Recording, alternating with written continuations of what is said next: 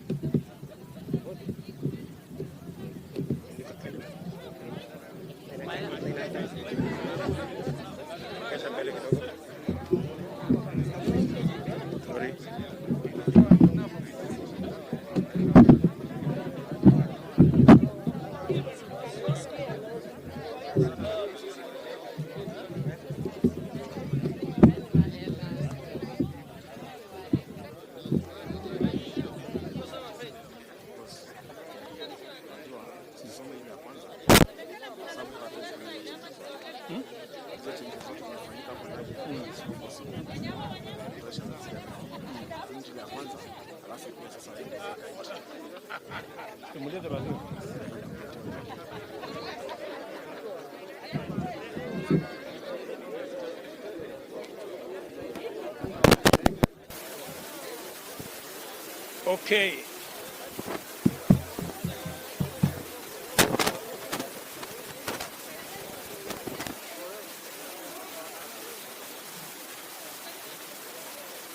Okay.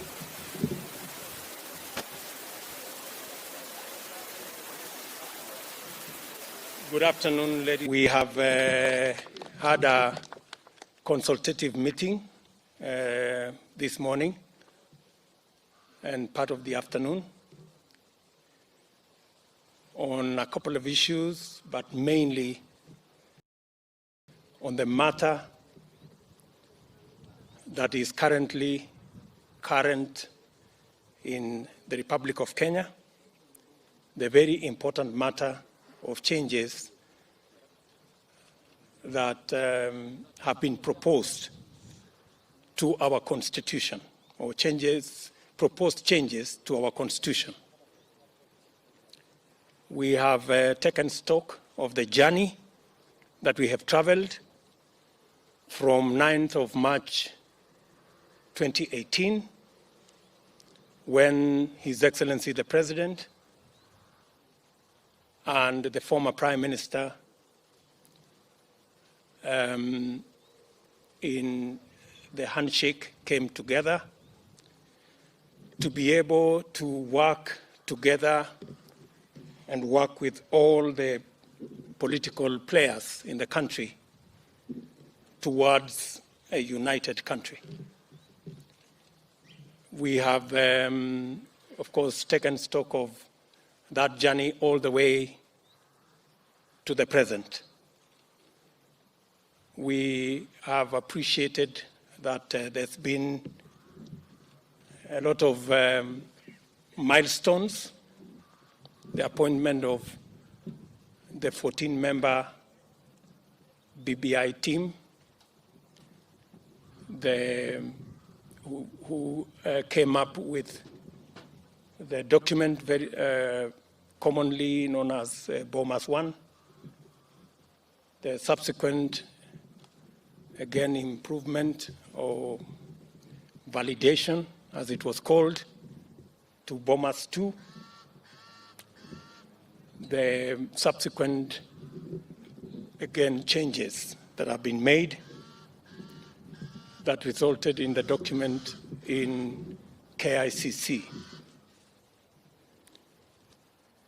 We have had very frank, candid, robust engagement with the members of Parliament and other leaders present here. We did request some of our governors to be present, and we have 7 governors here who are present. We did also request some of political leaders in Kenya to be present. In our midst, we have the former chairman of the Constitution implementation that was in the first Constitution.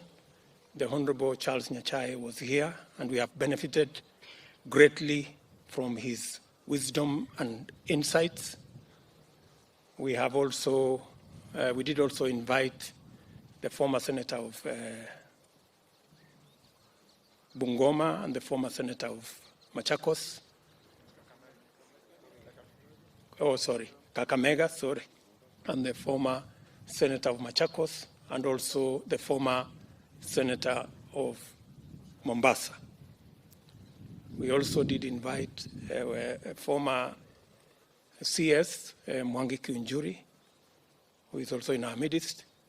And we have had very robust, I say, as Kenyans.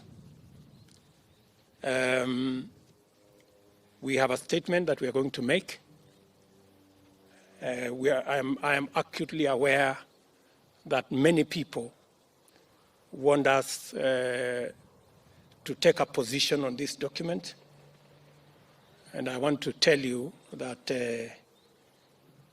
the point at which where we are now is a point that requires a lot of thinking, a lot of reflection, a lot of consultation, and that is what we were doing, so that we can be able to engage with the rest of the process in a way that is informed, that is consultative, that is participatory, and that gives every idea and every opinion a chance, at least, to be heard, if not for any other reason.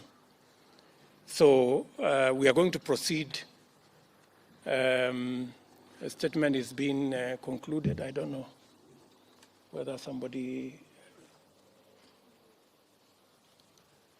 There is some gentleman who is not doing his work somewhere. So anyway, he's finalizing the statement. We are going to release that statement now. Then I am going to, we're going to read the statement by various leaders here, and then I will make some concluding remarks, and then we will take a question or two. I hope you guys are happy with that. That format is okay? Wadosi, nani ndio chairman ya hii kikundi ndio nijue nitauliza nani maswali? The governors are thinking that since you said there are 7, you also mentioned the Okay. 108 MPs. Okay. So I am being informed that I can mention the governors who are here. The governor of Uasin Gishu, the Honorable Mandago, the governor of Nandi, the Honorable Sang, the governor of Turkana, the Honorable Nanok, the governor of Samburu, the Honorable Moses Kasaine, the governor of Kericho, the Honorable Chepkony, the governor of Bomet, the Honorable Parchok, the Nanok tells me the governor of Baringo, the Honorable Kiptis, and we have apologies both from, we have 2 deputy governors, four deputy governors, the deputy governor of Kisii, the Honorable Joash Maangi, the deputy governor of Wajir, the deputy governor of Baringo as well, I think, and the deputy governor of Uasin Gishu is also here. We also have in our midst 146 members of parliament who participated in this consultation.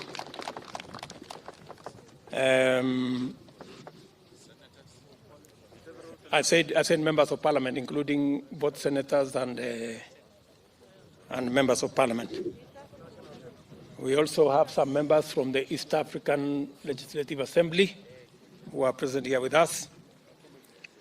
And we have apologies from so many others who did not manage to come for this consultation. And as you can see, the members of parliament here are not necessarily, a majority of us come from the Jubilee Party, but we also have members from other political parties who are working with us on this caucus, because this subject is not a party subject. it is the Constitution of Kenya, which will affect all Kenyans that we are discussing. So we have members from other political parties as well, because it will affect all of us. So I will now ask Susan Kihika to come and start us off, and then the next persons, they know themselves, they will come.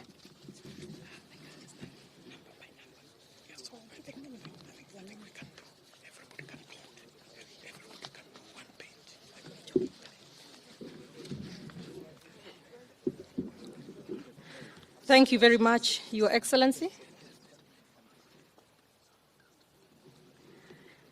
The journey to consensus, the background.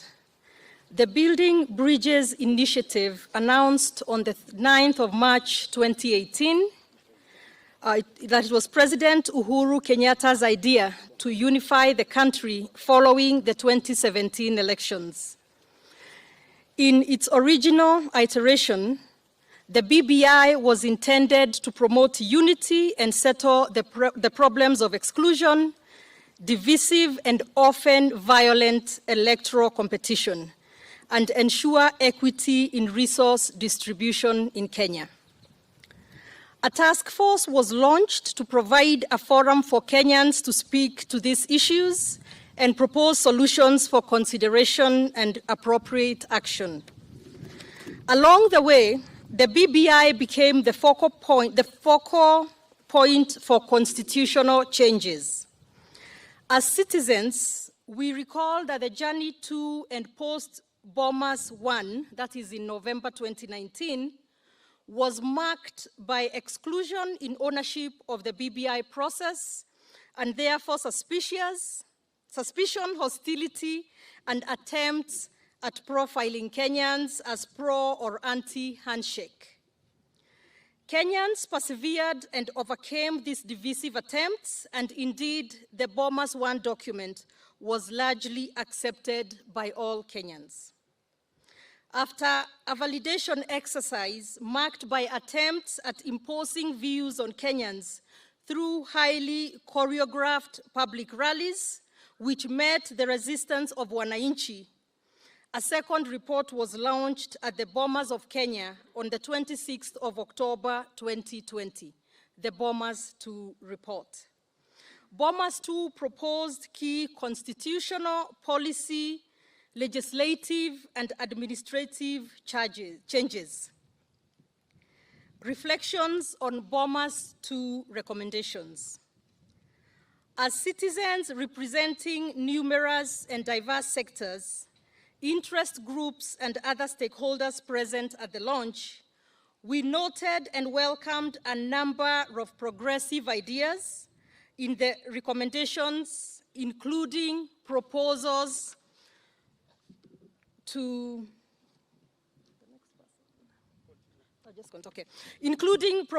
protect data privacy, achieve gender parity in the Senate, privileging of economic and social rights, the establishment of the office of the leader of opposition, the establishment of the Youth Commission, the increase in revenue allocation to counties, the entrenching in the constitution of the Constituency Development Fund, the CDF, and the Ward Development Fund, the inclusion of the primary aspects of the hustler's economy under economy and shared prosperity. Okay, just keep going, okay. Kenyans also appreciated suggestions to enhance youth participation and create an enabling environment for them to find employment, do business, engage in innovation, including proposals on moratoriums on student loans.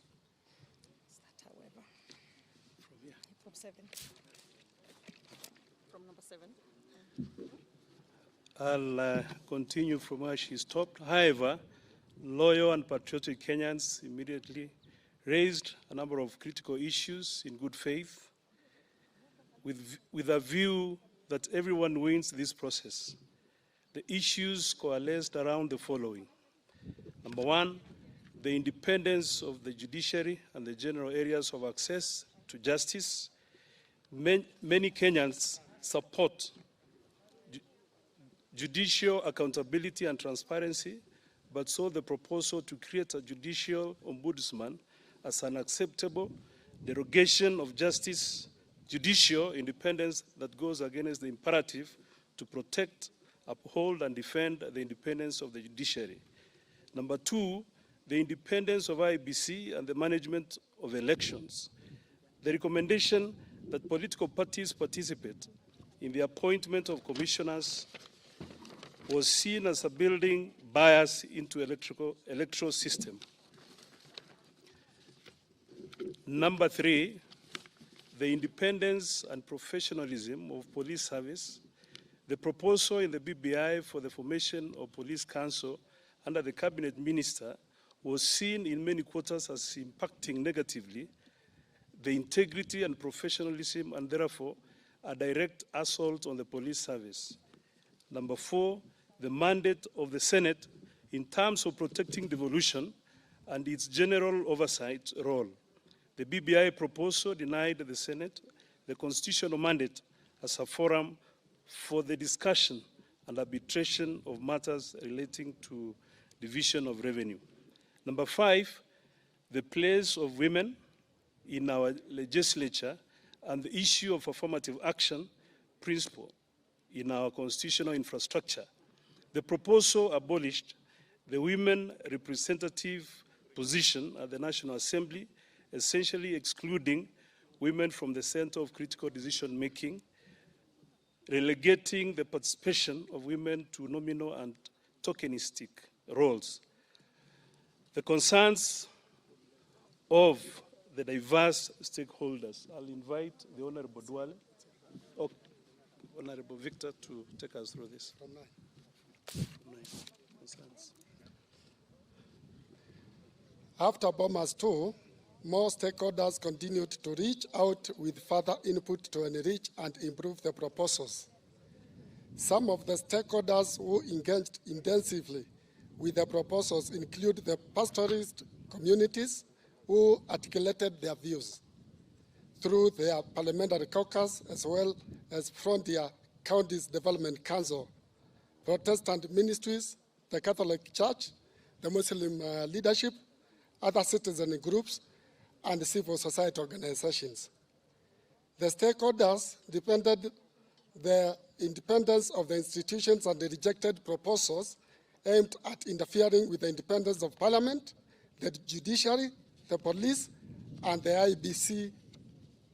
Thus, proposals in the BBI to introduce the judiciary ombudsman, police council, as well as the repeal of the Director of Public Prosecutions, Turner specifically opposed, as are the proposals aimed at changing the mode of appointment of electoral commissioners.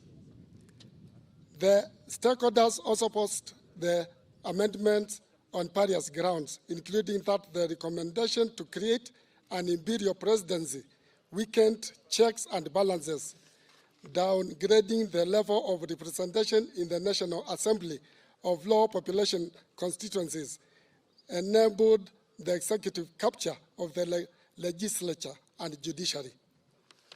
From 12.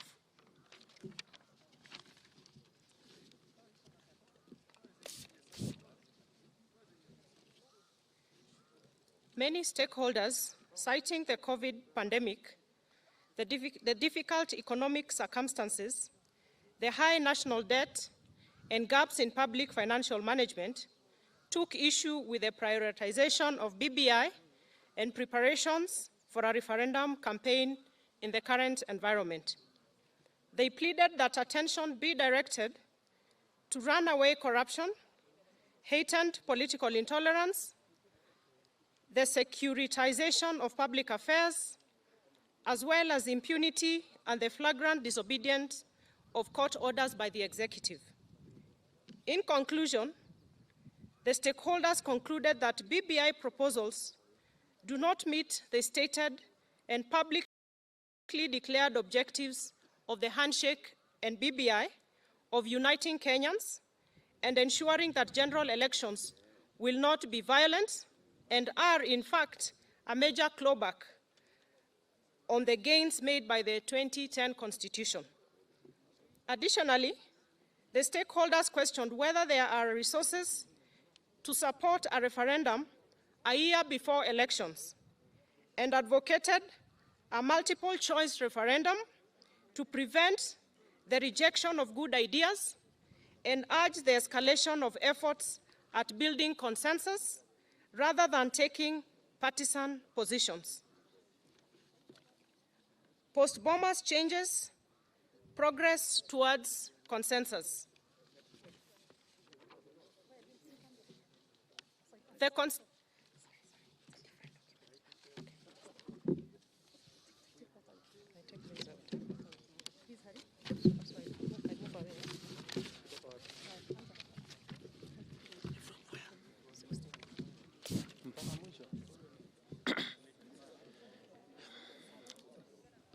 The Constitution of Kenya Amendment Bill 2020 was gazetted on the 25th November 2020.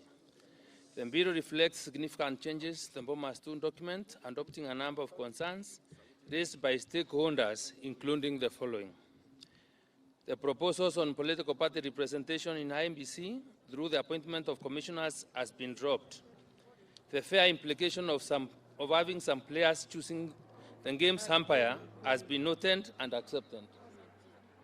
Similarly, the problematic idea of police council, ended by a cabinet minister, has been abandoned. The independence of the police service has therefore been retained. The proposed 70 nominated seats have been converted to representative electoral seats. A nominated seat would have benefited the individual nominee and encouraged political interference and manipulation of parliament. On the other hand, elective seats benefit constituencies through representation and the allocation of meaningful development resources. Moreover, historically, marginalized communities have secured protection by the extension of the validity of the equalization fund period to 30 years. The proposals that would have undermined the role of Senate have been abandoned. The alternative enhancement is a development in a positive direction. The role of Senate is vital to our governance. The Constituency and Development Fund, CDF, a critical tool for community-level socioeconomic development, is now proposed to be anchored in the Constitution. The Bureau has a proposal that would anchor matters touching on the economy and the shared prosperity in the Constitution. Legislation to actualize and operationalize these proposals will be enacted within a year to give effect to what would otherwise have been abstract values. Article 11 here mainstreams the hustler economy, as well as the mandatory requirement for the President to make a report on the status of the achievement of economic and social rights. This proposal will safeguard the protection and actualization of the critical interests of the agricultural and the hustler sectors. As a consequence, within 1 year, legislation on guaranteed minimum return for all farmers, maize, coffee, wheat, tea, korosho, dengu, fish, livestock, potatoes, cabbages, miraa, among others, which is a vital anchor of productivity in the agriculture and food production, will be enacted as will be legislation for the establishment of the Livestock Marketing Authority. Similarly, legislation on a fund to support the hustler economy, micro, small, medium enterprise fund, and the entire wheelbarrow economic ecosystem will be enacted. From the foregoing, it is therefore clear that significant progress was made between Bomas 2 and KICC, and that the amendment bill adopted major inputs of stakeholders in fairly explicit terms. In essence, the gazetted document is a positively progressive development compared with the Bomas document. Our position post-Bomas that there was no way this process would proceed without bringing on board important sectors and constituencies that could have been overlooked has been vindicated. It is emphatically clear that the issues, concerns, and interests of ordinary people have found their way to the main table and are part of the national conversation. This is as it ought to be, and this must become the basis of all meaningful national deliberation going on forward.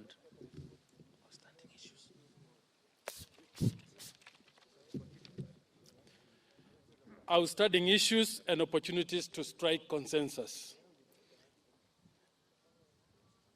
However, a number of issues raised by various stakeholders, including ourselves, remain outstanding and are yet to be conclusively and exhaustively addressed.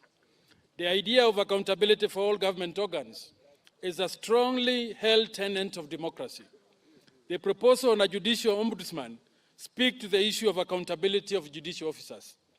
We, however, strongly believe that judicial independence matters and must never be undermined, even if only in perception.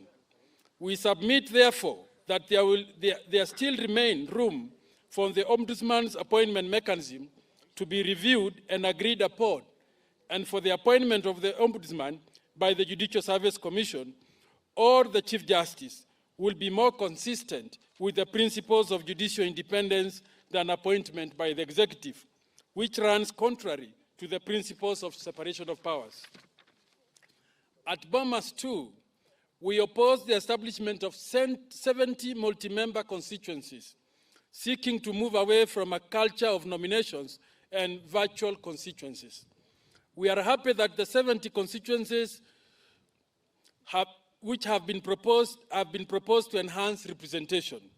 While we agree with the principle of equality and equity in representation, IEBC should vary the proposed constituencies by up to 20% so as to capture and accommodate the most expansive, arid, and largely marginalized areas, including Garissa, Nyeri, Wajir, Nyandarua, Kitui, Kisii, and Migori.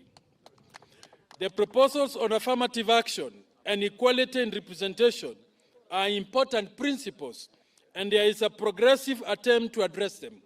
However, the outcome of the current proposal is that combined with nominations required to meet the two-thirds rule in accordance with Article 81, the size of Parliament will increase from 416 seats to as high as 640.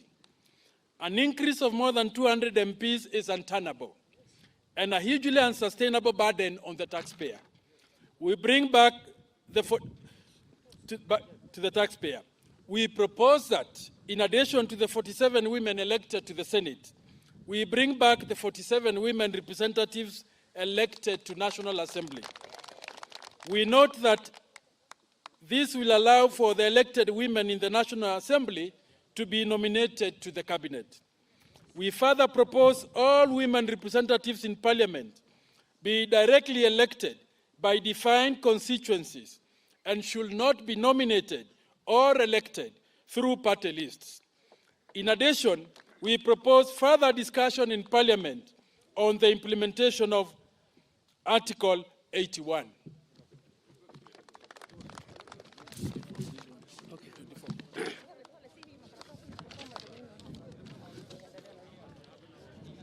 Thus, in furtherance of the above, we have three proposals to make.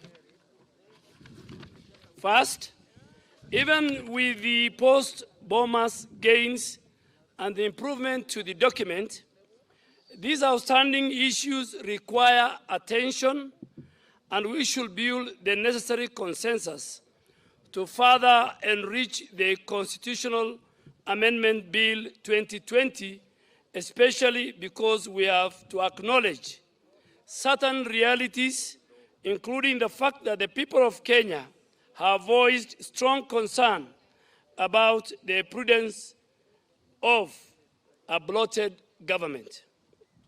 Second, and imperatively, the BBI recommendation do not propose a constitutional replacement through the repeal and promulgation, but rather an amendment of various discrete provisions.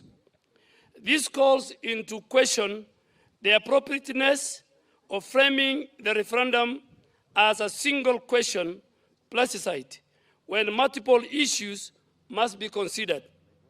A multiple choice referendum is clearly more appropriate and has provided And as provided for in the current bill before Parliament, the referendum bill by the COIC Chair, Honorable Jeremiah Kioni, we feel we should take that route.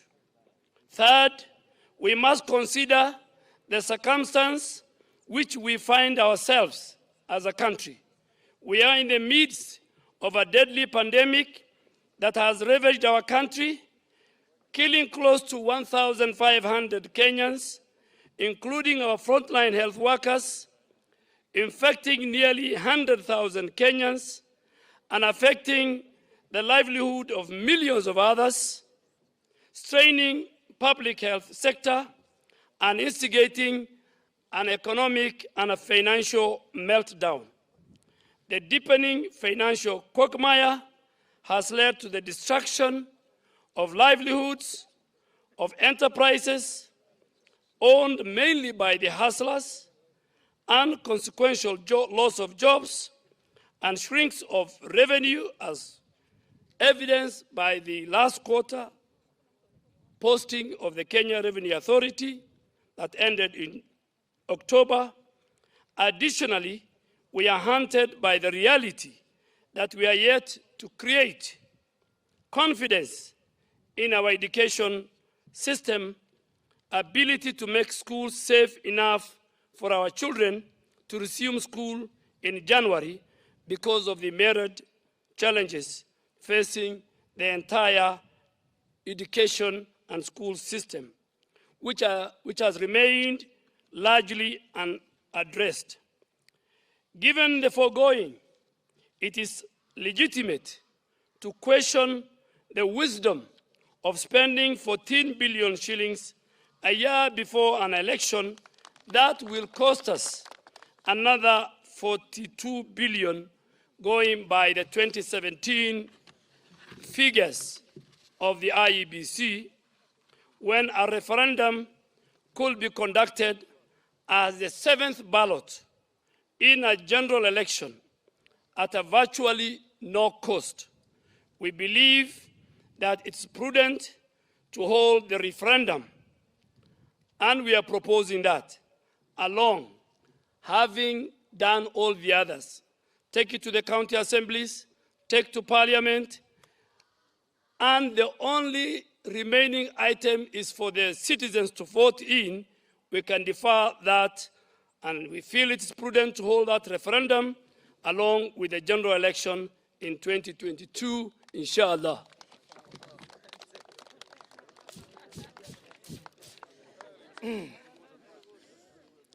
Therefore, encouraged by this demonstration of a very real prospect of finally converging towards respectful, code and peaceful consensus on the matter of BBI related, the prospect of reggae becoming Jerusalem. Emphasizing our long-held and firm-maintained position that we must avoid contentious, win-lose, divisive, or acrimonious referendum that hold the potential to breed hate, ethnic polarization, and conflicts, cognizant that we are in the midst of the deadly pandemic that has ravaged our country, aware of a struggling economy which is on the verge of full-scale collapse, aware of a struggling economy which is on the verge of a full-scale collapse, recognizing that we have not built the capacity to handle the huge risk that comes with the reopening of schools, as well as tremendous financial outlay required to enhance school facilities in this COVID phase. And after broad consultation, length engagement, and robust deliberation with a wide spectrum of various stakeholders on the matter of the Constitutional Amendment Bill 2020, we appreciate the good proposal in the amendment bill and also acknowledge the positive efforts made in accommodating various concerns relating to outstanding issues as indicative of progress towards consensus.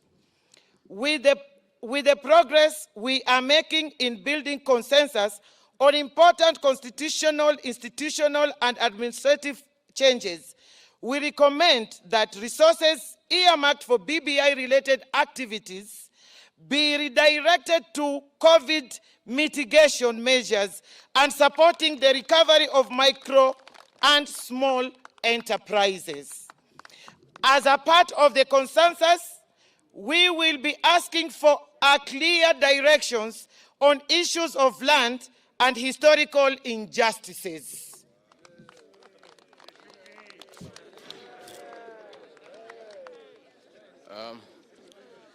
Based on the above, our position is as follows. We care far too much for our country and fellow Kenyans to reduce this important exercise to a question of yes and no. Not just because it is premature and simplistic, but because there is real progress towards consensus that we need to resolve outstanding issues inclusively, exhaustively, and conclusively. Democracy provides us with infinite opportunity for deliberative consensus building. It is how great societies are built. It is how all Kenyans, in their great diversity, come together to make a beautiful future for themselves and for future generations. It is worth stating, time without number, that consensus is the right thing to do and the right way to go. We must therefore never tire or relent or give up doing the right thing. Consensus entails both speaking and listening. We must listen to one another. The time is always right for consensus building. Therefore, we submit once more that it is never too late to do the right thing. Every time is consensus time. We have been asked what we mean by consensus. The consensus we seek and this country needs is in relation to content, process, and timing. In short, we must agree on the what, the how, and when. The consensus is to align the process with its founding objectives and bring it closer to the dreams and aspirations of Kenyans. By content, we mean we resolve outstanding issues through consensus, including issues on judicial independence, bloated government and legislature, equity, and equality in representation and affirmative action, among others. By process, we mean providing a multiple choice plebiscite to prevent the rejection of good ideas. By timing, we mean we should hold the referendum in 2022 together with the general election in order to save costs and direct available resources to mitigating the effects of COVID-19. Let all with one accord, in common board united, build this, our nation, together. Thank you.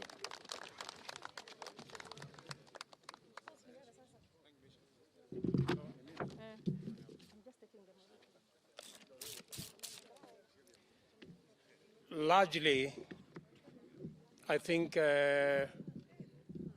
everything that needed to be said by this team has been said by the speakers who have read our statement. We will make the statement available to members of the media. And the statement we have made here, we have made the statement in very good faith, because this is our country.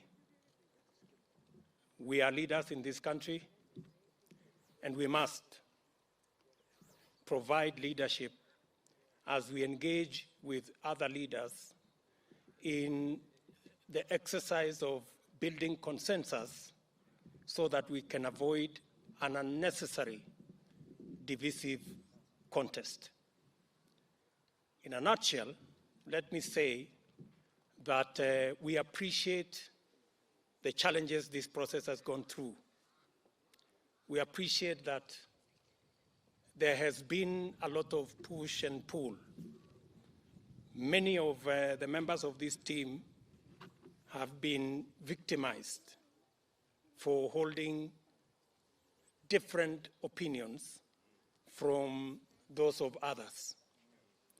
We believe and we ask that we want to walk together this journey.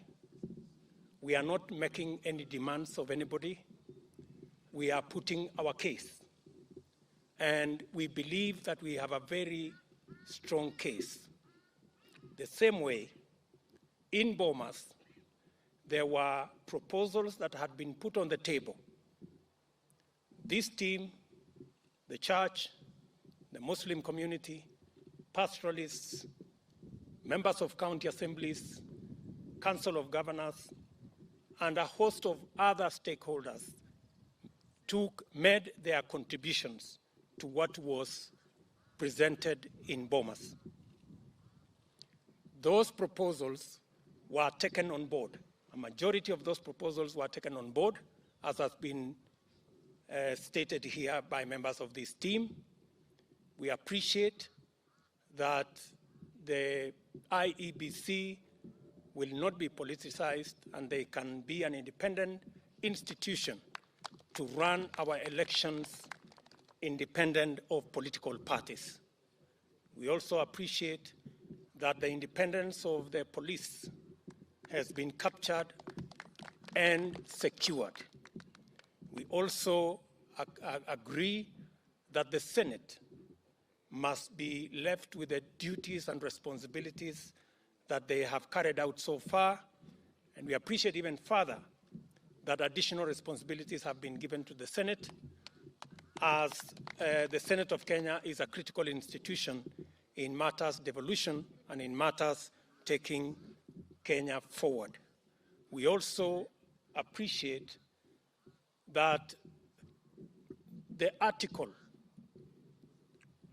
11A, which many members of this team canvassed on ensuring that ordinary people and their issues are part of the discussion. Finally, we have Article 11A that speaks to the economy and shared prosperity that will ensure that every citizen, especially the micro, the small enterprises, the pastoralists, the people in our farms, and the many Kenyans who ordinarily are not made part of the discussion and ordinarily are not part of the Constitution. For the first time, we have their issues firmly embedded in the Constitution. And it is important to also note that a timeline has been placed on the actualization of Article 11A. Within 1 year, we should be able to implement all the issues to do with pastoralists and the marketing of their issues, matters to do with guaranteed minimum returns of all our products, ensuring that the hustler economy has a fund that is going to ensure that we support micro, small enterprises to grow into serious businesses. And members of this team are going to make sure that the necessary legislation to operationalize Article 11A will be put in place as soon as possible. In fact, the Honorable Ndindi Nyoro already has a bill on GMR that now is going to be anchored in the constitutional provision under Article 11A. We have also, the Constitution now makes it mandatory that the President of Kenya will go to Parliament every year to give a State of the Nation address on the matter of shared prosperity, on the matter of attainment and progress made on ensuring that no Kenyans are left behind. That is important to as many ordinary Kenyans as it is to us and every Kenyan.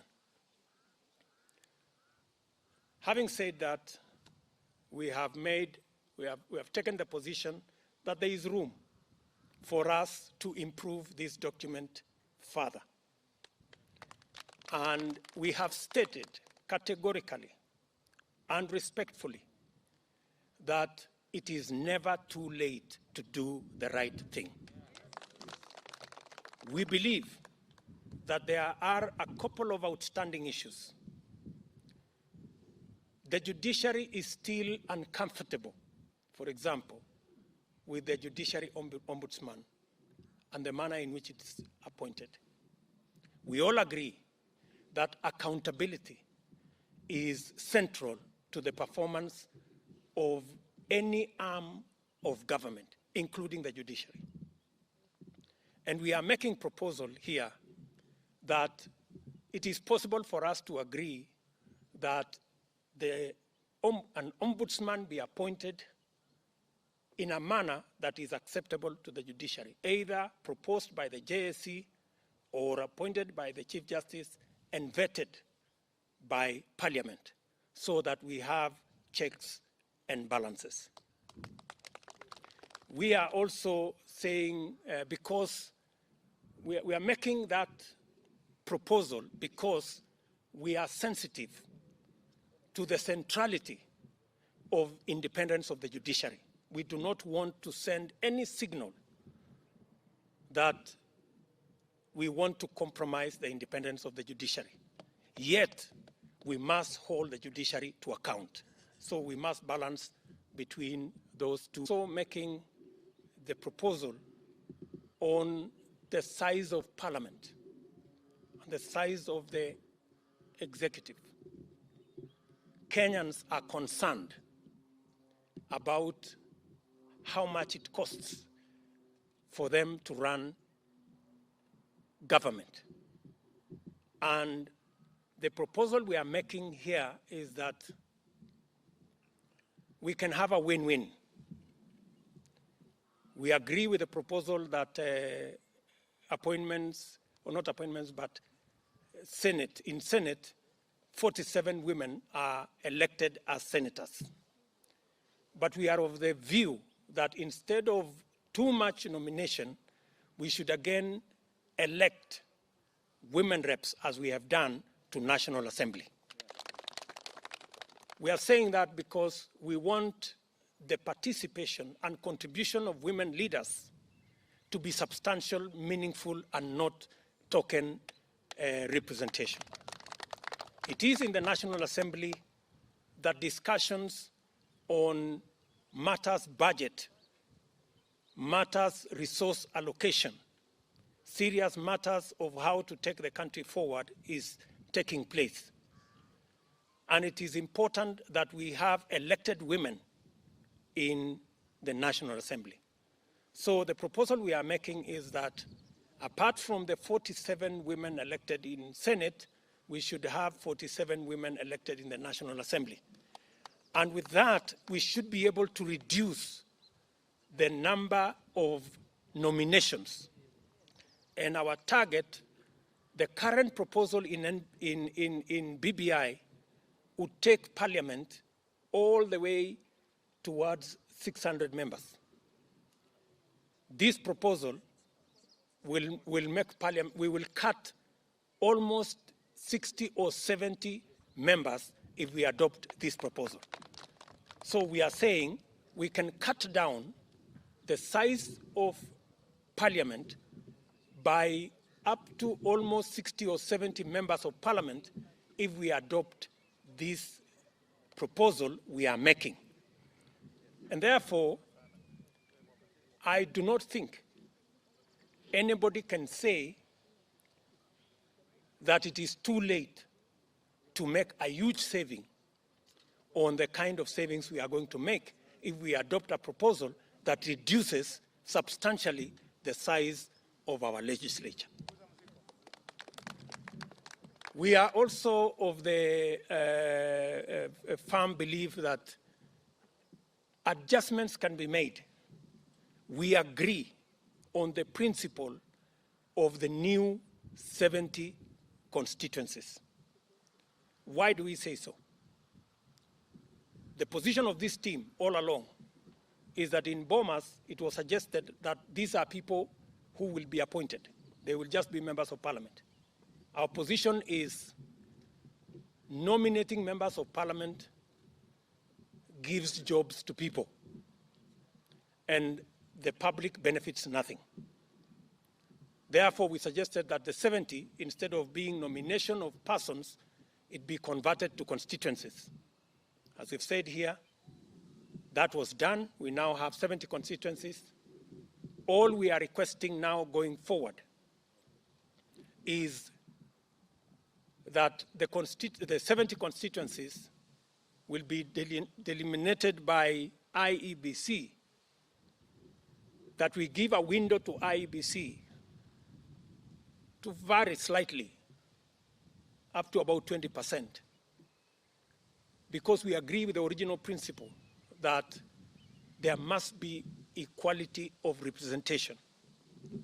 And there is a case that has been made that there are sections, counties in our country that are underrepresented.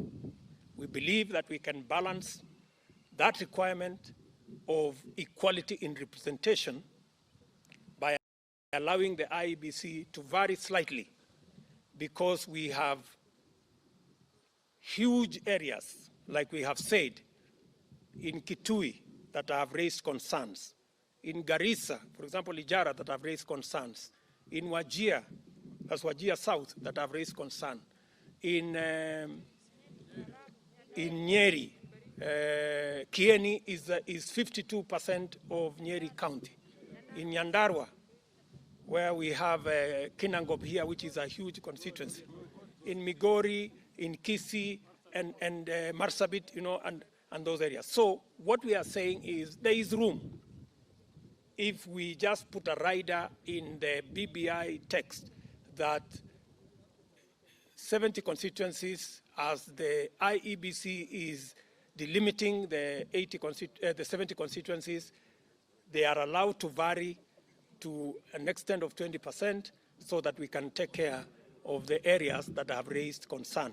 And we are not saying the areas we have just listed. I think there are, among others, there are more areas that have said that, but we do not believe there will be more than 10 or 12 areas that need to be considered. And finally, I think we have also been cognizant that we do not, I think many Kenyans have been wondering, why are we insisting on a consensus on process? We have been insisting on consensus on process because we know there is a way we can make this referendum win-win. We know there is a way we can accommodate everybody. We know there is a way we can remove this referendum from being win-lose. There is a mechanism that can allow us to vote on the issues instead of the personalization of the referendum. We do not want the referendum to be so-and-so versus so-and-so, because so-and-so is leading this place, is leading no, and so-and-so is leading yes. That, in my opinion, is backward. In fact, we are reducing the referendum to something else. We can make it much more progressive by providing a mechanism for Kenyans to vote on the issues. We have, as a team here, agreed that we will support the proposal by CIOC in Parliament to provide a mechanism in the referendum where Kenyans can vote on issues, not just a yes-no referendum. Maybe I will explain a bit. For example, there are Kenyans who have no issue with 35% going to the counties, and they want to vote yes. But there is a Kenyan who has a problem with the judiciary ombudsman. He wants to vote no. Why do we force a Kenyan to vote for something he does not want or to vote against something he wants.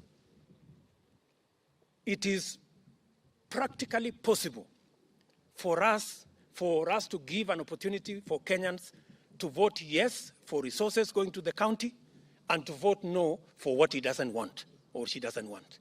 And that is the opportunity we are saying should be made available to Kenyans. What will that do? The opportunity to allow Kenyans to vote on issues will completely remove this us versus them, no, yes referendum contest. Completely. It will remove it. There will be no need for us now to have teams campaigning yes this way, others campaigning no that way. We will then focus on issues.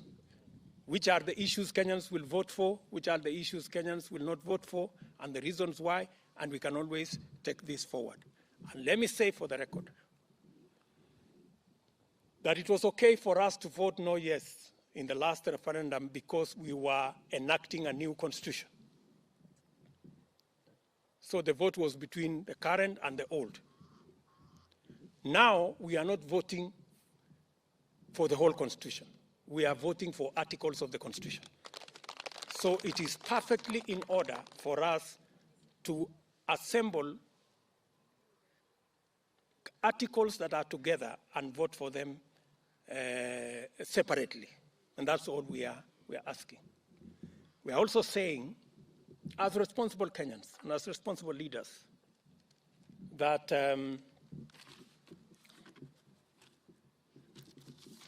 and as responsible leaders, we are saying we are in the middle of a pandemic that has ravaged our country.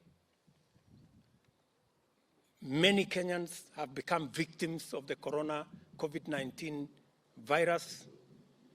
Many Kenyans have lost loved ones.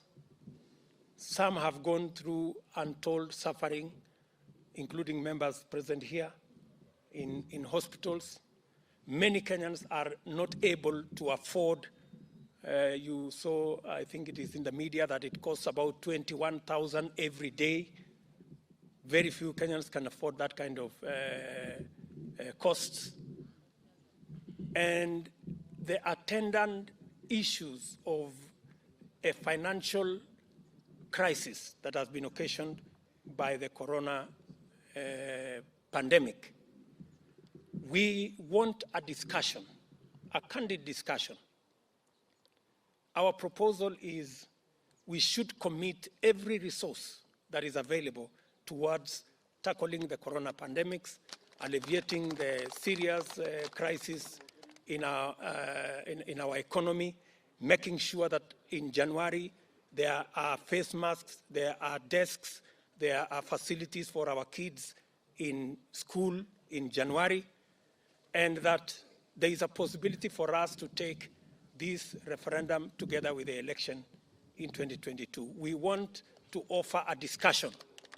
We are not saying that it is cast in stone. We want to be persuaded why it's not possible for us to do it in 2022. Our proposal is we can do it together with the election in 2022. So these are proposals we are putting on the table in good faith. And we are requesting the other stakeholders.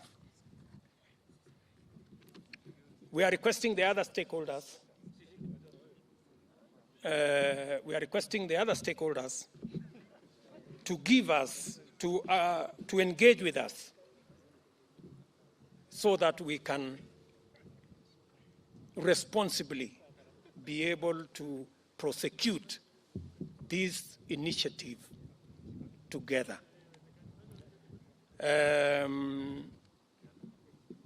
Many of you may want to ask me, maybe Kenyans will get confused, maybe how will they vote for the different items? But let me answer it this way. When Kenyans go to vote in an election, they vote for MCA, member of parliament, women rep, senator, governor, president, 6 positions, right? In the 6 positions they vote for, there are 10 candidates for one position, 15 for another. They are literally voting from a group of almost 100 people. But they still manage to identify who they want. So if we make this referendum 6 or 7 questions, independent questions, there is absolutely no difference with how Kenyans vote when they go for election. So it is absolutely reasonable for us to isolate 5, 6, 7 items, itemize them, and Kenyans can vote independently like the way they do in every general election. Nimeelezwa ya kwamba nifanye summary kidogo kwa lugha ya Kiswahili. I'm not good at it. I don't know. Nani hata imetosha eh? No, lakini wacha niseme hivi. Tumefanya mkutano wa kundi letu hapa, wabunge 146 na senators 7 pamoja na viongozi wengine wengi waliohudhuria kikao hiki. Wengi wetu hapa ni wa kutoka vyama mbalimbali, kwa sababu jambo hili la kubadilisha katiba sio jambo la chama, ni jambo ambalo linahusu wa Kenya kwa jumla. Tumekubaliana na yale mambo ambayo yameshughulikiwa kutoka Bomas mpaka KICC. Tumeona ya kwamba kuna mambo wa Kenya stakeholders mbalimbali walitoa maoni yao, na mambo kadha yamechukuliwa na sasa imewekwa katika katiba ambayo imependekezwa. Kati ya mambo yale ni kuondoa mambo ya shida ya polisi, mambo ya IBC imewachwa, hakuna matatizo tena. Wacha tu niseme hii Kiswahili ni sawa. Mambo yale mengine yote yameshughulikiwa, lakini tumesema ili tuweze kutembea pamoja kama Wakenya, kuna mambo machache ambayo pia ni ya muhimu. Bado kuna utata mambo ya judiciary na independence ya judiciary. Tuko na mapendekezo ya vile kuondoa utata huo. Tuko na maneno ya representation ambayo tumekubali kwamba sehemu za wakilishi bunge zingine 70 ziundwe, lakini tumependekeza ya kwamba 20% IEBC, kamati ambayo inasimamia uchaguzi, wapatiwe nafasi 20% waweze kurekebisha, ndio tuweze kushughulikia sehemu ambazo wametoa malalamiko. Vile vile tumekubaliana ya kwamba bunge, Wakenya wengi wanalalamika kuhusu kiasi ya pesa ambayo itatumika katika kuendesha bunge mpya, na tumetoa mapendekezo ya kwamba tunaweza kupunguza kutoka ile bunge BBI imependekeza, tunaweza kuondoa wabunge wengine karibu 50-60 ili tuweze kupunguza size ya bunge na kupunguza pia gharama ya wananchi katika mambo ya kuendesha mambo yao. Na mwisho tumesema vile vile hatutaki kwenda kwenye kura ya maoni, inaitwa kura ya maamuzi, sorry. Hatutaki kwenda kwenye kura ya maamuzi ya kusema tu ndio ama la. Bunge letu la Kenya inatengeneza sheria ambayo itasimamia mambo ya referendum, na hiyo sheria inapendekeza ya kwamba kuwe na kura katika articles ama vipengele tofauti. Hakuna haja ya kusema ndio ama la. Kama unapenda mambo ya 35%, asilimia 35 kwenda kwa county, unaweza kusema ndio. Kama kuna kipengele ingine hauamini, unaweza kusema la. Na inawezekana tuwe na maswali kama 5, 6 ama 7 ili tusiende katika kukataa ili hali uko na mambo ambayo ungependa yapite kule ndani, ama kukubali ili hali uko na mambo kule ndani ambayo ungependa isipitishwe. Kwa hivyo tumekubaliana ya kwamba sisi wabunge walio hapa wataunga mkono sheria iliyo bunge ya kamati inayosimamia mambo ya kutekelezwa kwa katiba ya Kioni, ili tuwe na nafasi ya referendum ambayo itakuwa na maswali kuzidi moja katika vipengele tofauti. Na vile vile tumesema kwa sababu ya hali ya uchumi iliyoko katika taifa letu la Kenya na kwa sababu ya matatizo ya ugonjwa wa corona, Wakenya wengi hawawezi kujimudu kulipa gharama ya matibabu. Tuko na matatizo, watoto wetu Januari kurudi shuleni, lazima masks zinunuliwe, madawati zinunuliwe, expansion ya facilities katika shule ishughulikiwe. Tulikuwa tunapendekeza hii bilioni 15 badala ya kutumika kwenye referendum, tuweze kutumia hiyo pesa kushughulikia janga la corona na mambo ya uchumi ambayo iko chini kwa saa hizi, na tuweze kupiga kura hii ya maamuzi pamoja na uchaguzi 2022. Hiyo ndio mapendekezo yetu, na tunawauliza ndugu zetu wengine tuweze kuongea, tuweze kutafuta uwiano na maelewano na makubaliano ili tuweze kutembea pamoja kama Wakenya. Sisi tunaamini inawezekana hii draft constitution proposal ambayo imewekwa inaweza kuwa republished tena, ikichukua maoni, inaweza kuchapishwa upya ili ikichukua maoni kama sisi wote tutakubaliana twende barabara hiyo. Asante sana. Si nimejaribu kiasi? Haya. Sasa nitachukua maswali. Sorry.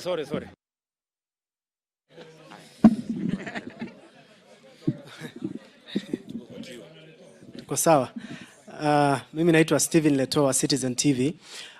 The proponents of the BBI referendum have said on Wednesday last week that the window for more amendments was already closed on that day, and that even today and the other day, more amendments, proposals from the Ilchamus community, as well as from Mombasa, were rejected, and that the signature collection is already ongoing.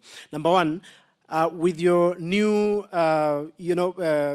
recommendations that you've brought forward, are you then seeking a suspension of the ongoing signature collection drive? And number two, the Secretariat has released timelines to have the referendum conducted before or by June next year. Should all these demands that you've made today not be made, including the consensus, are you going to flush the no card?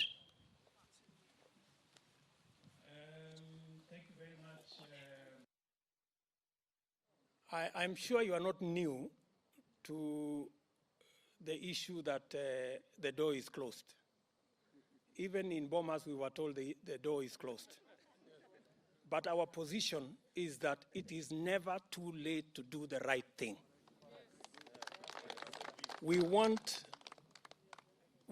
This is our country. There are people who are saying it is late. How is it late? What is the crisis? What is the problem? This is our country. I want anybody to discount the proposals we are making here on the size of parliament, on the need for consensus on the ombudsman, on the need for consensus on the constituencies. If they are not reasonable, you can only discount them that they are not reasonable. But if they are reasonable, honestly, all it will take is to republish the bill and we go to the referendum. We have absolutely no problem with the collection of signatures. The easy part is the content of what we are going to vote for. And that is our concern at the moment.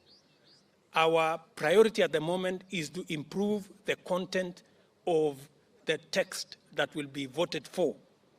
The collection of signatures is the easy part. And maybe just to answer your question further, to say, you know, let us not be simplistic and say, are you going to vote no or yes? You know, that's a very simplistic approach. If we had taken that approach, we would not have made the improvements we have made from Bomas to KICC. You know, many people were pushing that the people who have better ideas should go and join the no team. We think that is not, that's actually reckless. You know, it's not right. I think consensus requires that we listen to one another. In fact, building bridges means you have to reach out to the other side. I think it is even against the spirit of building bridges for anybody to shut a door on a good idea. Yes, my good friend.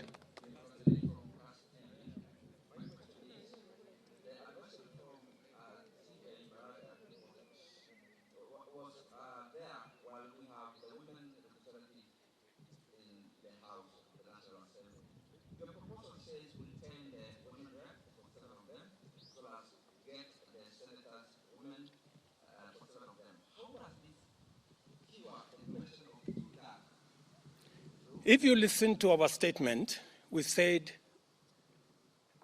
women representation must be to as great an extent as possible elected.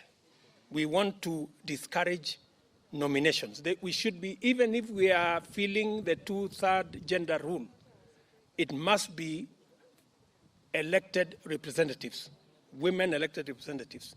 And we have suggested that let us have a conversation after the election of 47 women and the election in the Senate and 47 women in the National Assembly.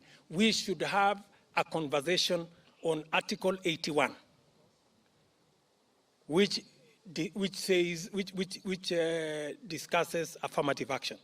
We should have a conversation. What do we do? How do we make sure?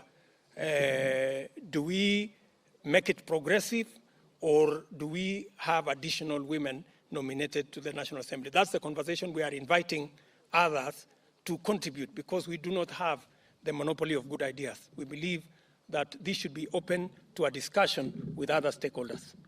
Good evening, sir. Good evening. There is a question that has just been asked about representation. Yes. And in the other case, we were looking at a likely scenario where no woman is elected in all the 360 constituencies. You're proposing that we have this conversation after the election of 47 women representatives in the National Assembly and 47 in the Senate. Are we not going to end up with the 600 and something members of parliament after we've had that conversation? Number one. Number two, on the question of holding a referendum alongside the general election, are you basically telling your supporters that if the push to have a referendum by August next year is on, you're going to reject it? Thank you very much. Thank you, Mureithi. I think you did not hear properly what we said. What we said, the conversation we are talking about is about reducing the current members of parliament from 600. And I have told you the proposal we are putting on the table, in whatever form, will bring down that number from the number that is being proposed under the BBI arrangement. A minimum of 60 MPs will be slashed out by adopting the proposal we have made, even if we nominate the rest of the women to fill the 2/3 gender rule. So our proposal from the start will cut down the number of MPs that is being proposed currently in the BBI document. That's number one. We can even reduce it further, the size of parliament. We can even reduce the size of parliament further if we have a discussion about Article 81. Yeah, so that's the position. And then finally, relax. Finally, you have said that you always want to go to this yes, no. You know, what we are saying is we are having a conversation, right? We are having a conversation. And when you are having a conversation on building consensus, you don't jump to conclusions. You know, we in any case, when we pass the law in Parliament that gives options for citizens, why would anybody want to oppose the document? Because there will be no need to oppose the document in its whole, because you can isolate the issues that you want to vote for, and you can isolate the issues that you want to vote against. And it will just be as good as that. So there will be no, the camp of yes and the camp of no will not exist. There will be people voting for different things in different, I know you are used to the old yes, no. We can make it better. Yes. And my brother Ruto asked a question, and the same question we don't have an answer. In the event that the BBI Secretariat remains stubborn and they don't include the proposals that you have, what are the steps or the step are you going to take as the group? Why don't you allow them? You know, why don't you allow them? Even if they say whatever they are saying, it has been said before. But you know, there is nobody who will resist. There is nobody who will resist what is right. The people on the other side are reasonable people. They are also intelligent. That is why they took on board the suggestions that were made by stakeholders after Bomas, even after they said nothing will be changed. So they are reasonable and intelligent people, and they should be able to look at the merit of what we are saying. If it makes sense, we are comfortable that in their intelligence and reasonableness, they should be able to take on board what we are saying. Mwisho.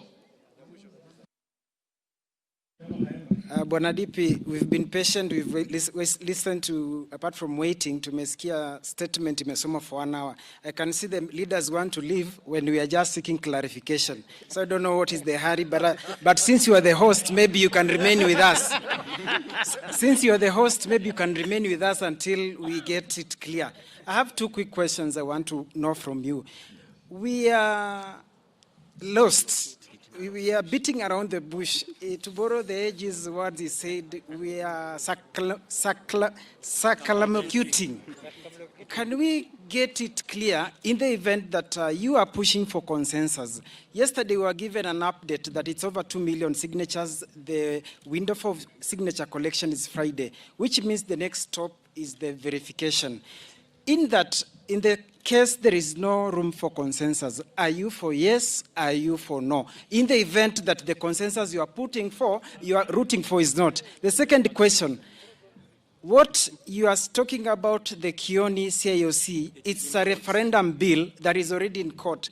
Even if it has already been suspended, and even if it was not suspended, that is what would give us a referendum law.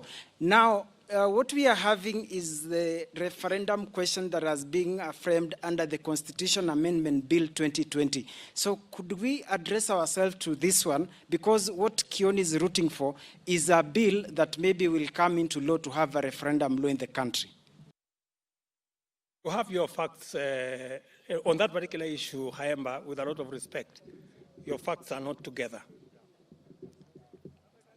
We have actually 2 referendum laws in Parliament, 2 of them. Bills. We have 2 bills in Parliament. One by the Kioni Committee, one by the JLAC, right? And all of them are actually almost at the tail end. Yeah? In fact, the Speaker was supposed to give a ruling on harmonizing the two. So the reality of having a multiple choice referendum is real. So you need to relax. The referendum is not happening next week. If at all, this referendum will be happening in April next year or some other place at the earliest. So relax. So that is one. So when we talk about the possibility of us having a multi-choice referendum, we are not talking about something in space. We are talking about a reality. And members of the committees are seated here. And they have given us assurance that it is possible for that bill to be finalized in time for us to use it for a referendum. Are we together, Kayemba? So, again, we are used to this yes, no, win, lose, or all or nothing. Please relax. There is another way of doing things called win-win. And that is what we are trying to fashion. It is not customary. It is not usual. That's why you have a problem with it. Because you are not used to, you are just used to, oh, are you yes or are you no? Are we together, Kayemba? So what we are saying, we want to improve our country, my friend.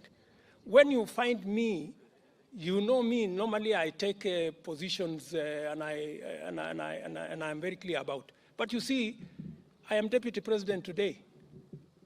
And I have the interests of every Kenyan. There are people who support us and they want a real choice to express themselves. There are issues they agree with, they want to vote for. There are issues they don't agree with, they want to vote against. And there is a real possibility for us to give them a chance to do that.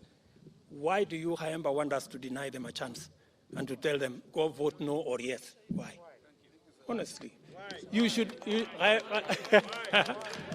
Kayemba, with a lot of respect, you should be helping me make the case that there is another way of doing this where we do not divide the country, yes, no, we can actually vote on the issues.